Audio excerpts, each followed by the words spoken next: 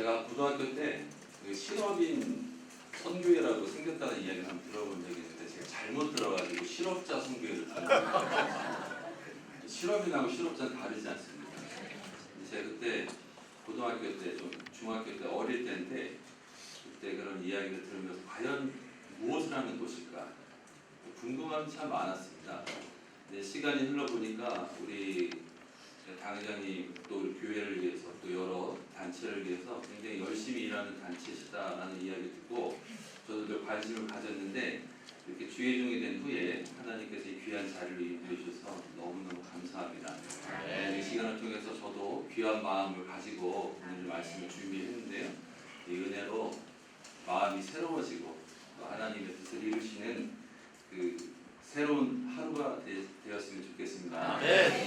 오늘 이 본문 말씀에 이 근거로 한 것이 사실 11장 이후부터 시작되는 12장인데 로마서는 가만히 읽어보면 11장까지 딱 끝내면 딱 좋을 것 같은 성경이 로마서입니다.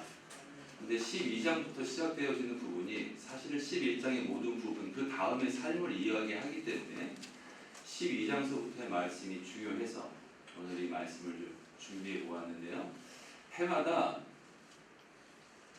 올해 무엇에 집중해야 되는가라는 것을 정리해서 그 트렌드를 발표하는 책들이 있습니다.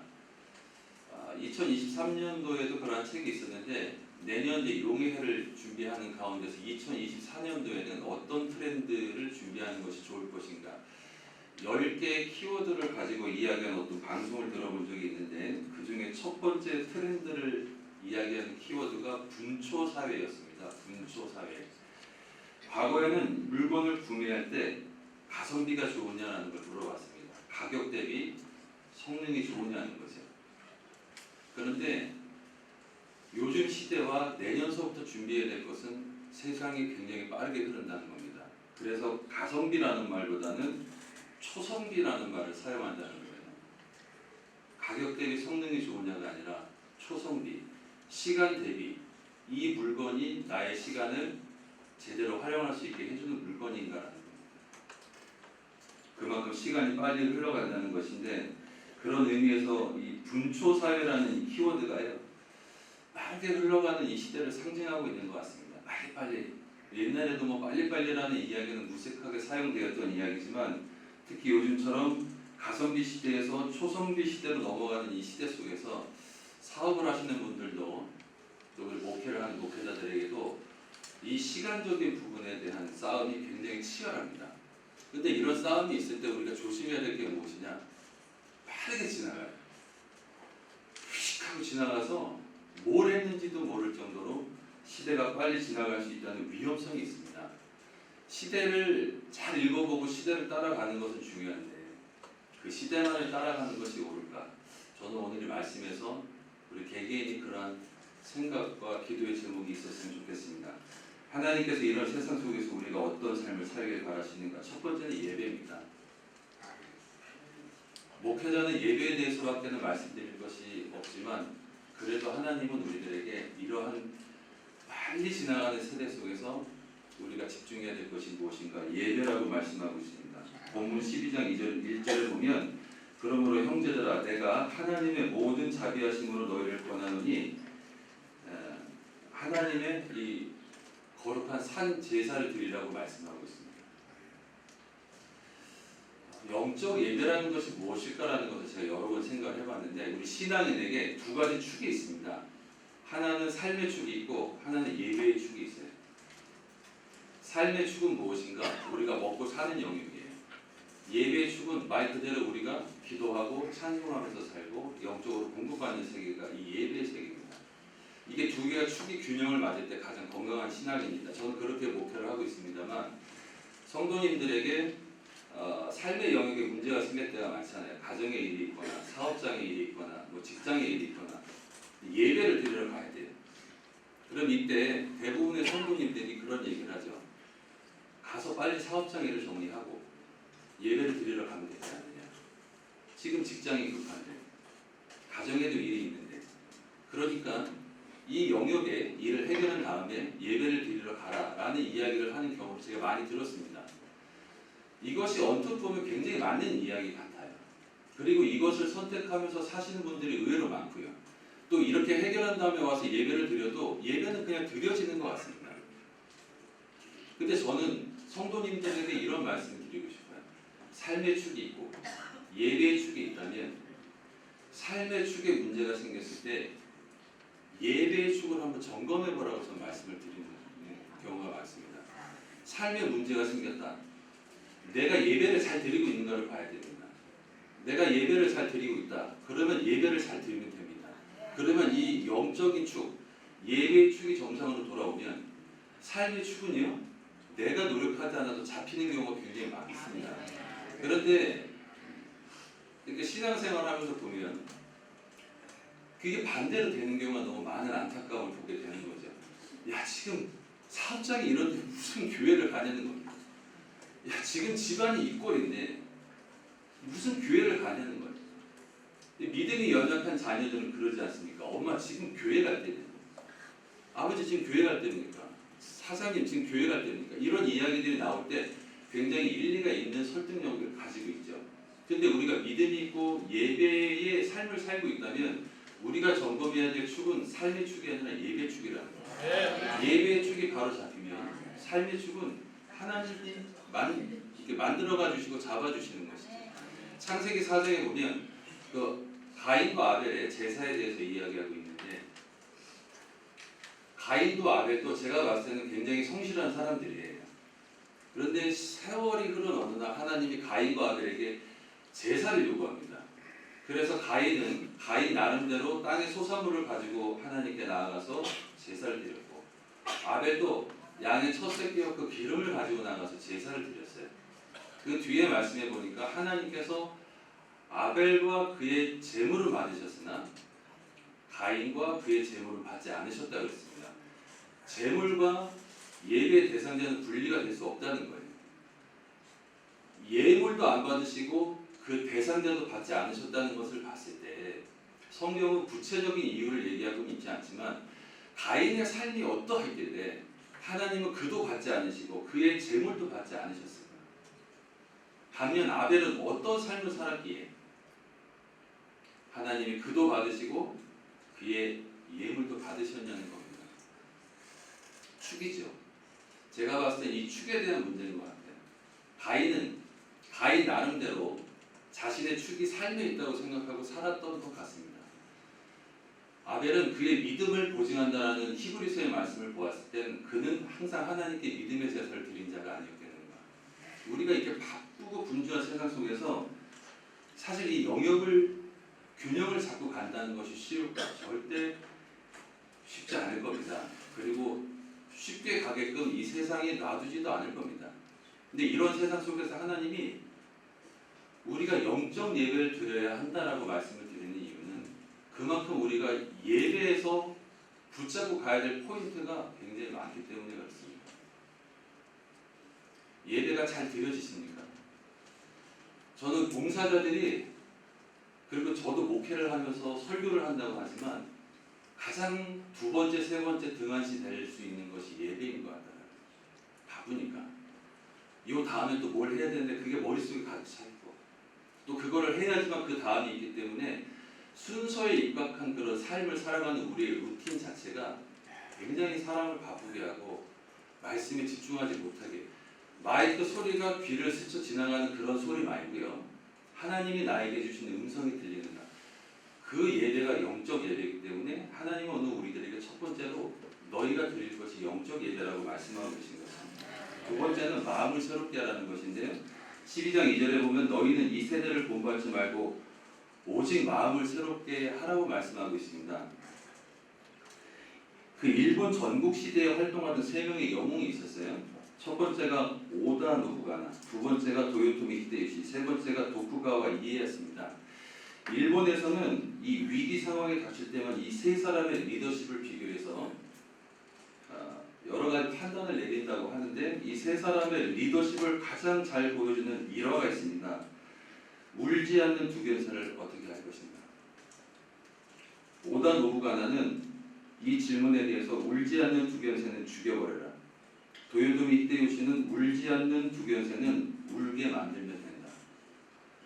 도쿠가와 이에야스는 새가 울지 않으면 울 때까지 기다리라고 했다는 겁니다. 근데 저는 이 세 사람이 주는 교훈이 이렇다고 생각합니다. 창업할 때는 노부가나처럼 과감한 추진력이 필요하고, 어려운 여건에서는 기회를 만들어 나간 히데요시의 처세가 필요하고, 환경이 어려울 때는 원방과 조급함보다는 자신의 때가 올 때까지 기다렸던 이에야스의 인내가 필요하다는 것을 말씀하는 것 같습니다. 코로나 3년이 지났습니다. 제가 성도님들에게 이런 질문을 드려봅니다. 우리 교회가 다시 일어설 수 있겠습니까? 아멘. 아멘이십니까? 아멘.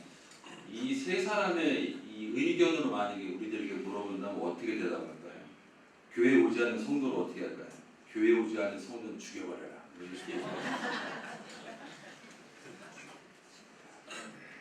근데 우리가 마음을 새롭게 한다는 것이 생각처럼 쉽지 않습니다. 왜냐하면 우리가 받아들이는 정보가 이미 우리 머릿속에 있고, 머릿속에 있는 정보가 우리의 판단력이 되기 때문에 마음을 새롭게 한다는 것이 생각보다 쉽지 않은 시대라는 것이죠.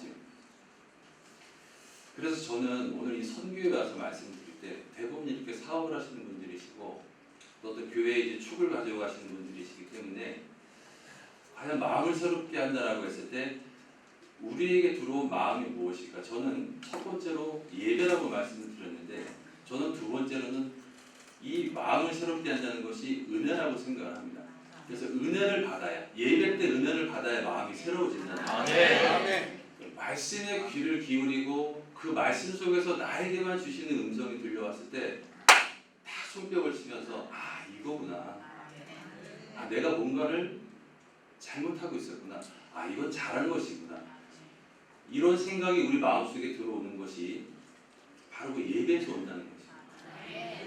그래서 어떤 것을 판단할 때에 정말 뭐 이 일본의 3명의 영웅 같은 판단을 하는 분들이 우리 교회는 다 계세요. 아 목사님 그 사람 교회 안 옵니다. 목사님 그 사람 좀 기다려줘야 됩니다. 목사님 그 사람 안 와도 다른 사람들 통해서 일하면 됩니다. 뭐 여러 가지의 역할이 우리 교회는 또 빈번하기 때문에 그 말이 맞을 수도 있어요. 근데 마음을 새롭게 하면서 생각을 해보면 우리가 이 시대에 그 3가지 중에 무엇을 선택할 수 있을까? 주님이 지혜를 주신다는 겁니다. 그래서 에스겔서에도 보면 하나님께서 에스겔에 물어보시잖아요. 이 마른 뼈들이 살겠냐? 마른 뼈가 어떻게 삽니까? 이게 사실 목구멍까지 올라온 얘기인데 주님이 아십니다라고 대답을 하고, 그의 고백대로 하나님께서 그의 성령이 마른 뼈에 들어가면서 엄청난 군대가 됐다고 하지 않습니까? 우리가 어떤 마음을 가지고 이 시대를 살아가고 다음 세대를 아울 수 있느냐? 주님이 우리들에게 그걸 물어보시면서 내 마음을 새롭게 하라고 말씀하고 계시는 것이죠. 세 번째로는 분별력입니다. 로마서 12장 2절에 너희는 이 세대를 본받지 말고 오직 마음을 새롭게 함으로 변화를 받아 하나님의 선하시고 기뻐하시고 온전하신 뜻이 무엇인가 분별하라고 말씀하십니다. 분별력, 하나님의 선하시고 기뻐하시고 온전하신 뜻. 그 주보를 보니까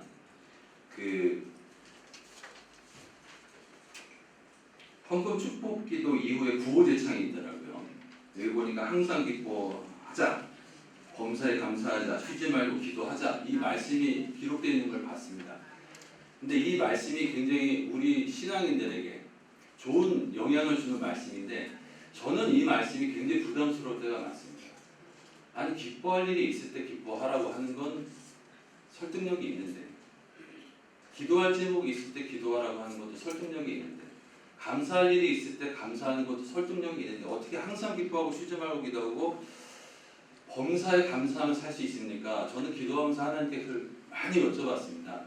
그때 하나님이 저에게 주신 말씀이, 정목사 자네도 아이가 셋인데 자녀들이 기뻐할 만한 일이 있을 때, 기도할 만한 일이 있을 때, 감사할 만한 일이 있을 때 그렇게 사는 게 좋으냐? 항상 기뻐하고 쉬지 말고 기도하고 범사에 감사하며 사는 것이 좋으냐? 아 물론 항상 기뻐하고 쉬지 않고 기도하고 범사에 감사하는 자녀의 삶이 좋습니다.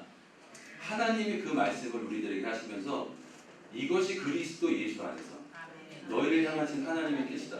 그것이 데살로니가전서 16, 17, 18절까지의 말씀이에요. 여쭤볼게요. 그런 삶이 내가 의지한 바대로 잘 되십니까? 웃고 넘어가실 일은 아니신 것 같습니다. 근데 저는 최근에 우리 구로대교구 성도님들하고 은혜를 나눌 때 한 가지 포인트를 하나님께 좀 얻은 것이 뭐냐, 16, 17, 18절 그 다음이 19절이에요. 19절이 혹시 뭔지 아십니까? 성령을 소멸치 말고라고 쓰여 있습니다. 제가 거기서 박수를 한번 딱 친 것이 우리 교회가 성령 교단이지 않습니까? 기뻐할 일이 있을 때 기뻐하고, 기도할 일이 있을 때 기도하고, 감사할 일이 있을 때 감사하는 수준은 어느 정도의 삶을 사는 사람들은 다 할 수 있는데, 항상 기뻐하고 쉬지 말고 기도하고 범사에 감사할 수 있는 그 힘은 성령이 주시기 때문에 사도 바울이 바로 그 다음에 성령을 소멸하지 말라고 말씀합니다. 우리가 성령을 소멸하고 나면요, 그냥 평범한 인생으로 돌아가는 걸로 끝나는 것이 아니고 세상 사람보다 더 악한 일을 저지르며 살 수 있다는 것을 저는 20년 목회하면서 부지기수를 받습니다. 그렇게 하늘을 날고 머리에 꽃을 꽂고 막 모든 일을 할 것 같으신 분들도 성령 충만이 뚝뚝 떨어지고 구원이 8원 되고 7원 되고 할렐루야가 놀렐루야 되면서 점점 세속화되어지는 그 삶을 살아갈 때 가만히 보면 성령 충만을 잃어버린 거예요. 우리 조용기 목사님 한평생 우리들에게 하신 말씀이 성령 충만입니다. 그렇게 우리가 성령 충만을 놓고 살았어요? 이 자리에 계시는 장로님들과 저, 아마 이 자리에 계신 대부분들의 성도님들이 조용기 목사님 목회하실 때 성령 충만 받으라는 그 말씀이 귀가 딱지게 않고 들으셨을 것이고, 그 말씀에 은혜 받고 응답받고 변화받고 하신 분들이 내가 재직받고, 내가 목회해야 되겠고, 내가 실업에 나가서 봉사해야 되겠고, 그때 그 은혜 때문에 오늘날까지 오신 거 아닙니까? 그럼 앞으로 우리가 어떠한 삶을 살아야 항상 기뻐하고 쉬지 말고 기도하고 범사에 감사하면서 이 시대를 살아갈 수 있을까? 성령 충만밖에 없다는 것입니다. 그래서 주님이 우리들에게 분별력을 가져라. 하나님의 선하시고 기뻐하시고 온전하신 때를 분별할 수 있는 힘이 성령으로 말미암아 나오기 때문에 그 성령에 대해서 주님은 이 시대에도 말씀하고 계십니다. 전 시대에도 말씀하셨고 앞으로도 성령 충만밖에 없다는 것을 우리들에게 말씀해주고 계시는 분이십니다. 성령을 소멸하지 마라. 우리가 살고 있는 이 시대가 올해보다 내년이 더 바빠질 겁니다. 그래서 분초사회라는 말이 나올 정도의 세상이 지금 세상입니다. 어떻게 하시겠습니까? 저는 오늘 이 말씀이 이 로마서 12장 1절 2절의 말씀이 웬만한 신앙생활에 연륜이 있으신 분들은 몇십 번 몇백 번 들어보셨을 말씀이고 수많은 주의종들을 통해서 들었을 법한 설교이시겠지만 저는 오늘 이 말씀을 통해서 분초사회를 살고 있는 우리 시대, 바쁘게 흘러가는 이 시대 속에서 우리가 어떻게 살아야 될지에 대한 기준을 세워가라는 하나님의 음성이라고 생각합니다. 저는 오늘 이 말씀을 가지고 하나님의 은혜를 나누었는데요, 이 말씀 속에 나오는 예배의 축이 우리의 삶의 중심을 잡고 마음을 새롭게 하고 하나님의 선하시고 기뻐하시고 온전하신 뜻을 이루어가는 우리 실업인 선교연합회가 되시기를 주님의 이름으로 축원드립니다.